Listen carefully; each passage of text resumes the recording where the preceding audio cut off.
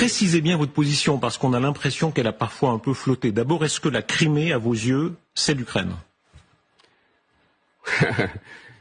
Mais cela dépend de ce que... Non, ça dépend pas. Pardon, c'est l'Ukraine ou c'est pas l'Ukraine? Comment percevoir ce problème? Ouais. Mais il y a l'histoire. La Crimée était tout d'abord, tout au début, à la Russie, n'est-ce pas? C'est Khrouchtchev qui a offert la Crimée à l'Ukraine dans l'époque de l'Union soviétique. Mais pardon, selon le droit international. This is my first video update from Ayia Napa, Cyprus on this Sunday midday. I am currently at the Ayia Napa Marina, which is a new marina. It's about a year or two old. And this is my first time here, actually. So let's take a walk around and see what's going on here at this marina, and we'll talk about some news. And the first story I want to talk about real quick are the missile strikes that occurred yesterday in the Kharkov region. The Russian military hit some pretty big targets, it seems, in Kharkov. I've seen the video of the missile strikes, and the explosions were pretty devastating. From what I have read, the Russian military, they targeted facilities that the Ukraine military will be using for the spring counteroffensive. So we have that bit of news.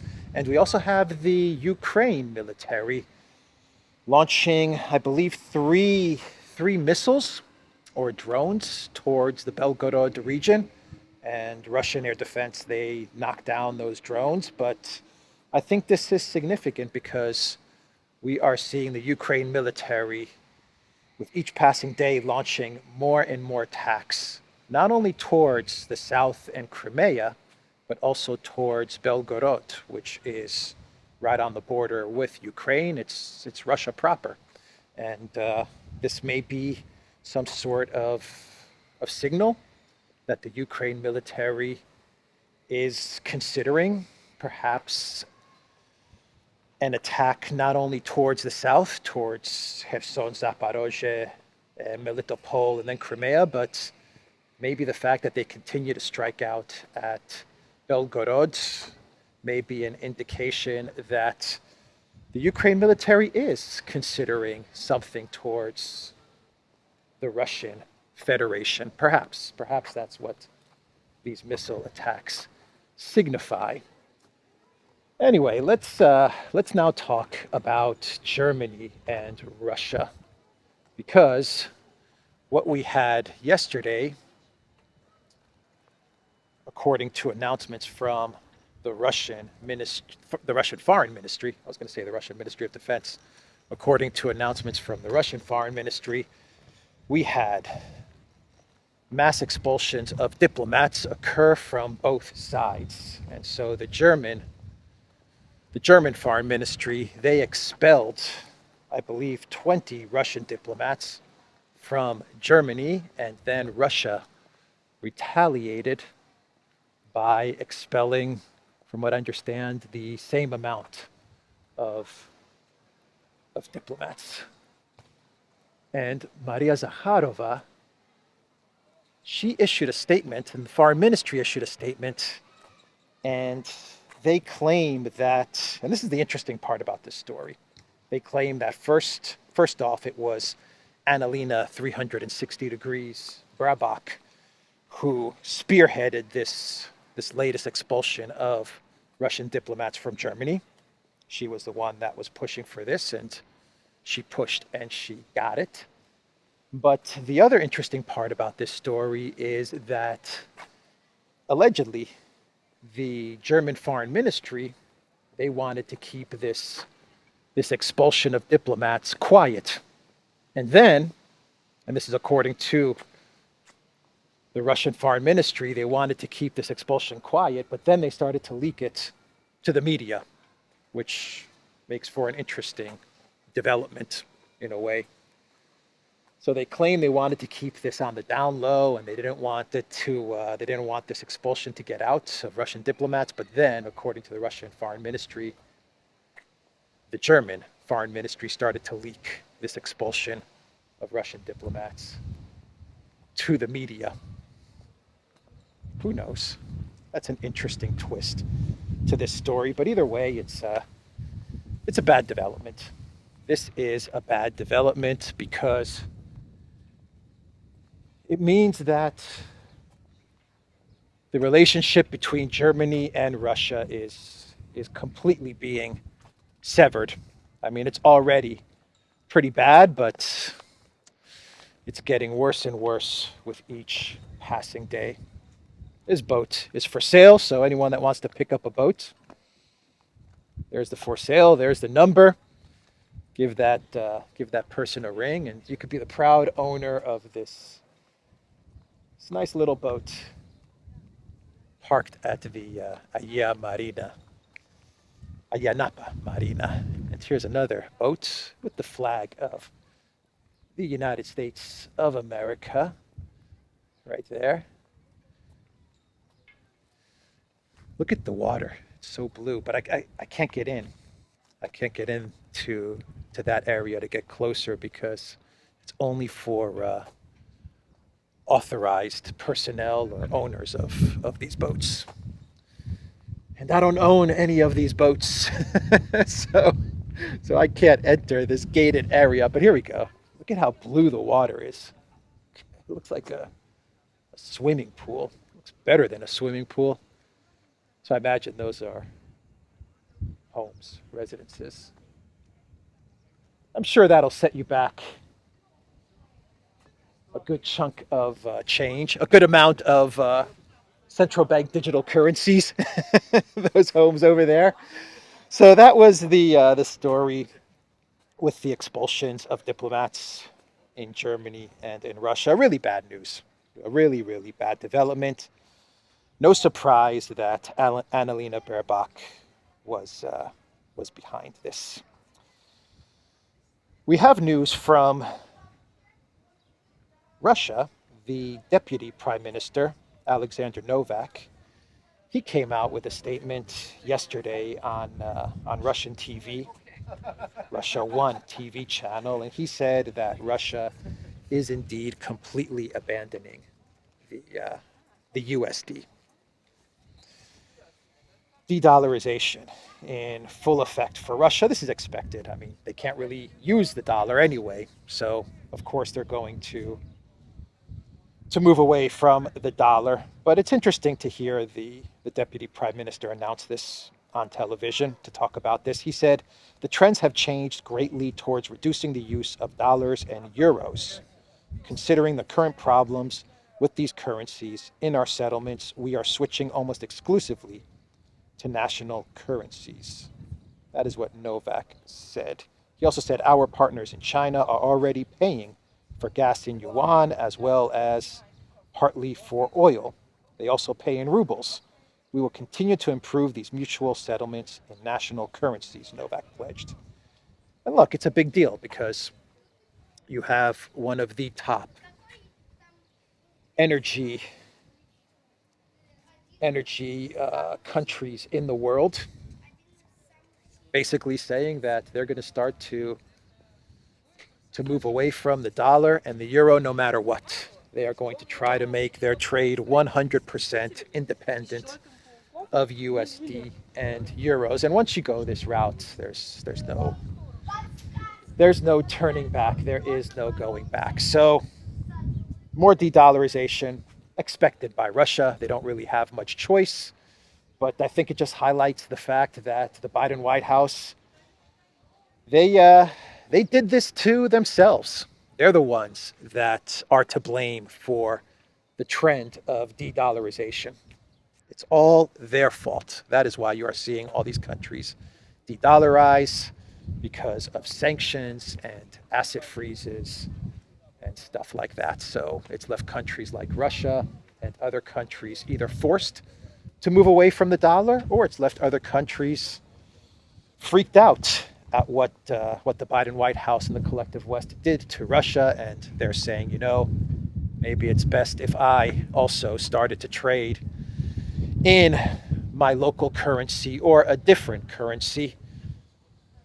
because I don't want what happened to Russia to happen to me or my country or my yachts. I don't want them to seize my yachts. So the Biden White House is 110% to blame for US de-dollarization, period. Let's now talk about what's the next story that I want to discuss here. This one's a good one. This one's a really interesting one. How about the Chinese diplomat? The ambassador of France, actually, he gave an interview to French broadcaster LCI, and he was asked by Swiss journalist Darius Rochebin whether Crimea is Ukrainian territory, and Ambassador Liu Xiaoye of China, he said this. He said, "It depends on how you perceive the problem. It's not that simple." So the Swiss journalist, he tried to correct the Chinese ambassador, saying, "Sorry, according to international law, you know it's Ukraine. Under international law, you can argue it. You can dispute it, but this is Ukraine."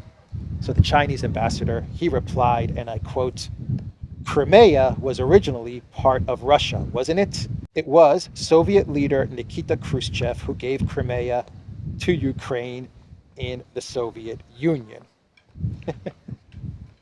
So when the journalist pressed the Chinese ambassador again to clarify what he meant, the Chinese ambassador said, "Now we must not quarrel about this kind of problem again. Now the most urgent thing is to cease fire, to stop."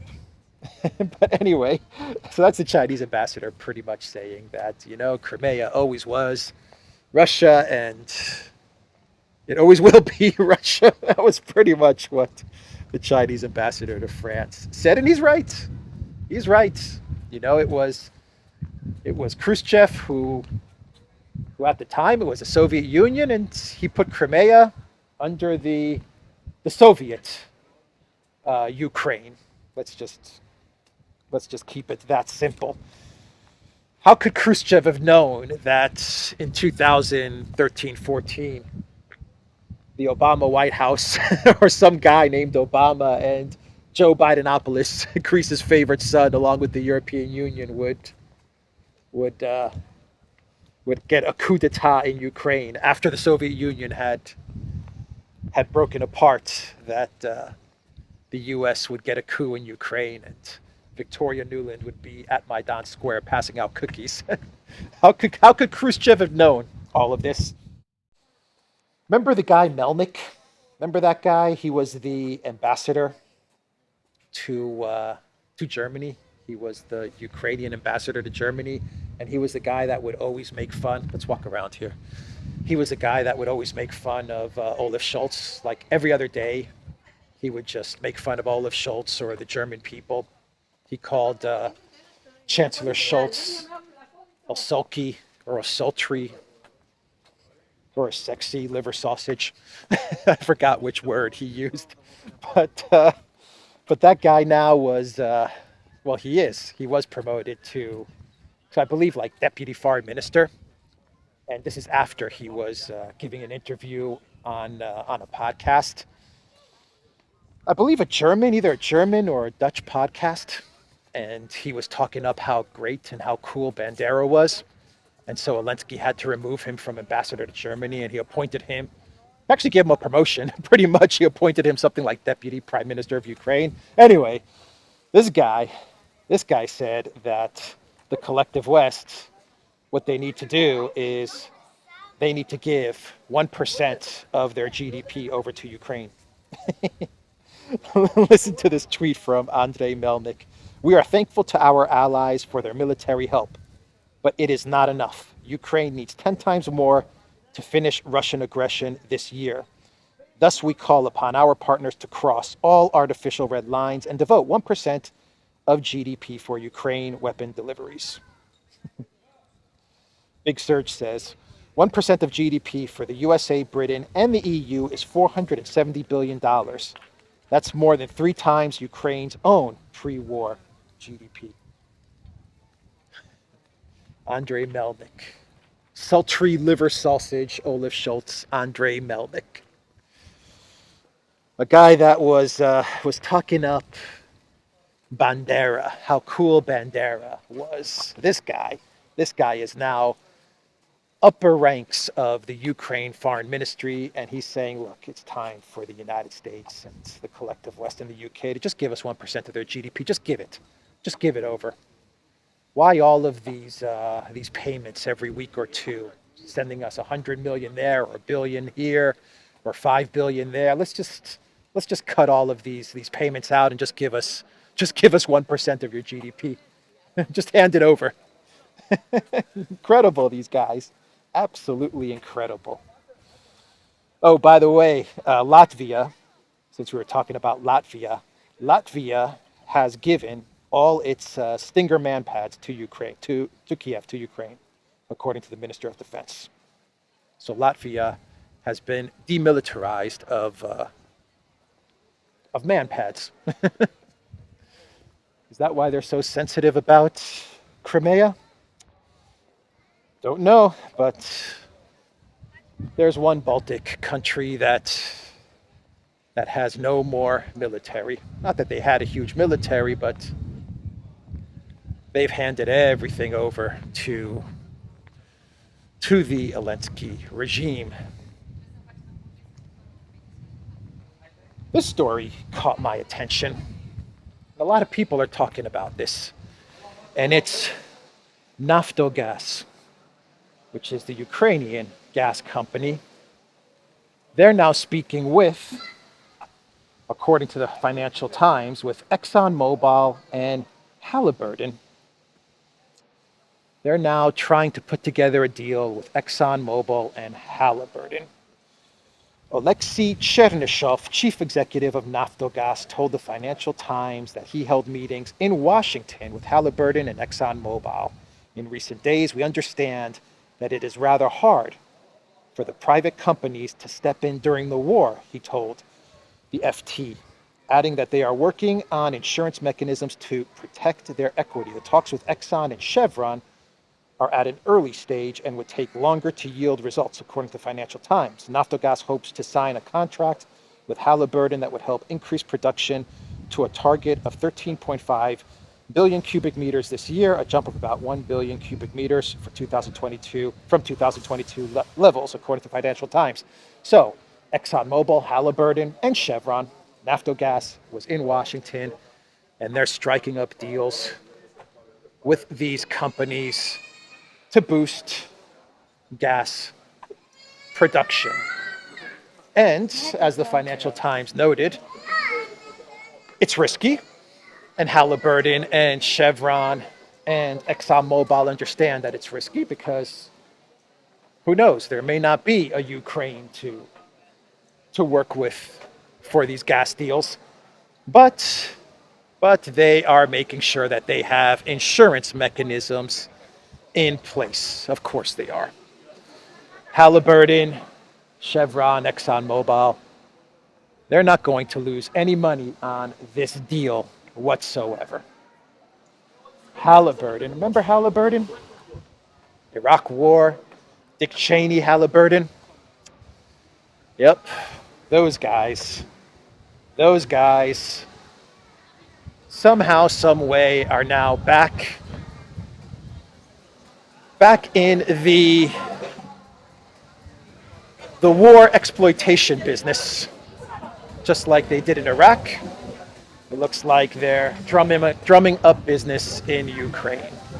I wonder how many U.S. senators and House reps have stock in these companies.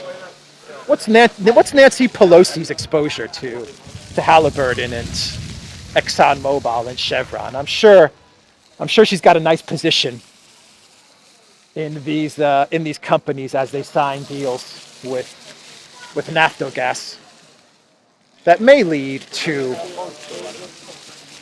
some results, but as this Financial Times article says, may not, but it doesn't matter.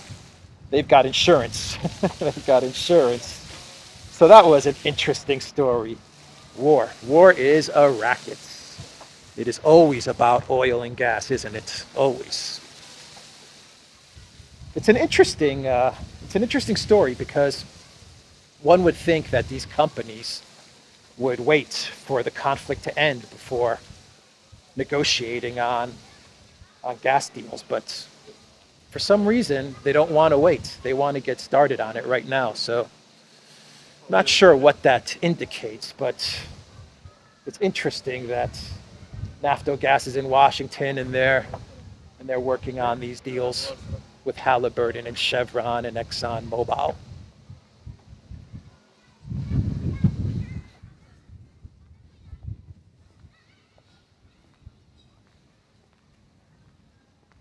Ukraine is now selling state assets as well. This was announced the other day. A fire sale of state assets so that the Zelensky regime can raise something like 400 or 500 million in funds. I believe it's million. Ukraine is looking for brave investors as it seeks to sell big state-run companies at distressed prices to raise funds for its aid-dependent budget, Bloomberg reported on Thursday, citing the head of State Property Fund SPF, Rostem Umerov. Currently, more than 3,500 companies are listed as state-owned, with almost 1,800 of them bankrupt and non-functional. The list for privatization includes distilleries and grain elevators, which could be of interest to investors, as well as hundreds of abandoned facilities, which will likely see limited demand. There are emerging markets, and there is an emergency market. And as an emergency market, we are one of a kind, Umerov said last week, and called for investors brave enough to take the risk of putting their money into the war-torn country. Touting possible future yields, he said that this should be a 20x story for you in the future. Kiev is hoping to earn 400 million by selling companies ranging from fertilizer producers to utilities, smelters, and an insulin maker, the outlet said. Something's going on. Something is going on. Naftogaz, Halliburton, ExxonMobil, Chevron, they're working on a gas deal that is high risk, but why not? Why not put together a gas deal in a war-torn country? We now have this fire sale from Ukraine, pretty much selling all of their state assets, or a big chunk of their state assets, at rock bottom prices to raise 400 million. And they admit that this is high risk, very high risk. But it's an emergency sale, and they want to get some companies in to buy up all of their state assets. I don't know. Something is telling me that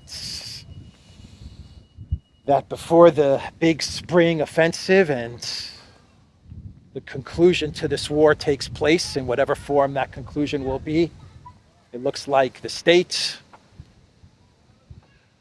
companies, the oil and gas companies, they're looking to cash in one last time. One last time. I'm not sure if that's what's going on, but I just find this all very interesting that this is taking place right now. The Zelensky regime, they're passing a law to ban any use of Russian names throughout Ukraine. A new law prohibits toponymy related to the neighbor's history, culture, or personality. Zelensky approved this law, which he calls the decolonization law, on Friday.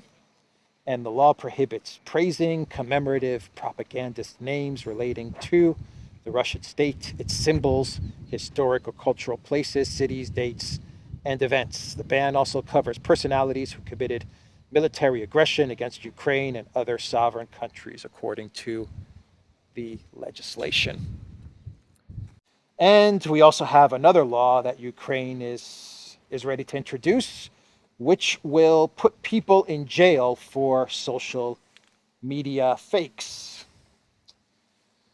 The proposed legislation would provide a very broad definition of fake accounts, as well as what information should be deemed harmful. In particular, it would criminalize creating, procuring, using, or selling accounts that contain deliberately false information about the user, as well as the use of such accounts to spread unverified information, as well as meddling in the affairs of private and legal entities. Why do I bring all of this up with Ukraine and these laws that they're passing? A law that cancels their history and their culture, and a law which is now going to criminalize fake social media content, whatever that even means. Well, I bring this up because we always got to remember that as this conflict continues, Ukraine becomes the collective West, and the collective West becomes the Ukraine. So everything we see happening in the collective West seems to be adopted by Ukraine, and everything that Ukraine is doing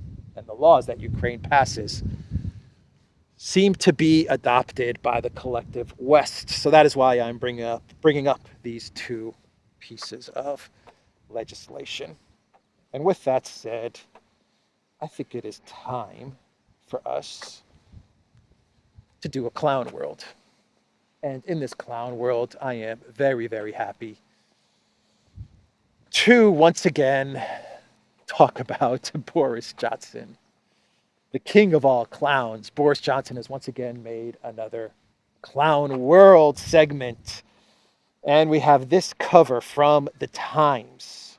I am the Fuhrer. Boris Johnson inside his chaotic number 10. And then we have this title from The Guardian. I am the Fuhrer. I'm the king. New book lifts lid on life inside Boris Johnson's chaotic number 10. The prime minister blamed both Dominique Cummings and his wife to disguise his own reluctance to take difficult decisions, author claims. So we have this book coming out. I believe the title of this book is something like Johnson at number 10 or Boris at number 10, something like that. And The Times, The Guardian, they've had a sneak peek at this book. And one of the funny parts of this book is that it claims that Boris Johnson was being treated like a kid by his then fiancée wife, as well as Cummings, who was his close advisor, and they would treat him as a kid, like an emperor kid, like a king child, and he would whine and complain about stuff and demand certain things, and Cummings and his wife would calm him down as he would have these childish fits of anger. And that's one of the things that the book talks about. Boris Johnson, the child emperor. And another thing that this book claims is that Boris Johnson would run around Downing Street, number 10, and he would demand that the staff would call him the Fuhrer. It's crazy stuff, man. Crazy stuff from Bojo. He would run around and say, I am the Fuhrer. Call me the Fuhrer. And that's what he would tell the staff, and just crazy, weird things like that. I don't know if I can believe this, but I can definitely picture Boris Johnson running around Downing Street going, I'm Boris Johnson. I'm the king. I'm the leader. I am the Fuhrer. You must respect me. You must respect me. I demand respect. I'm Boris Johnson. Anyway, that's the clown world. We'll see how much of this book is truth, or if this is just all gossip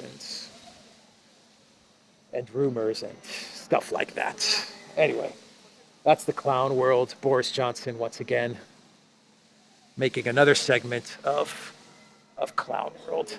That's the video, everybody. theduran.locals.com. We are on Rumble, ODYSEE, BitChute, and Telegram, and go to the Duran shop. 10% off. Use the code GOODDAY. Take care.